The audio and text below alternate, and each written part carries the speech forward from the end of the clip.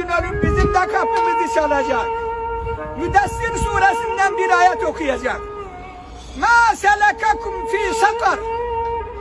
Bakın, ahirette, mahşerde, hesaptan sonra bir kısım insanları cehenneme götürüyorlar. Zebaniler bunları karşılıyor. Bakıyor ki bunlar mümin, bunlar Müslüman. Allah Allah! Yahu sizin ne işiniz var burada? Ma selekakum fi sakar. Sakar cehennemin bir adı. Seni bu cehenneme getiren nedir?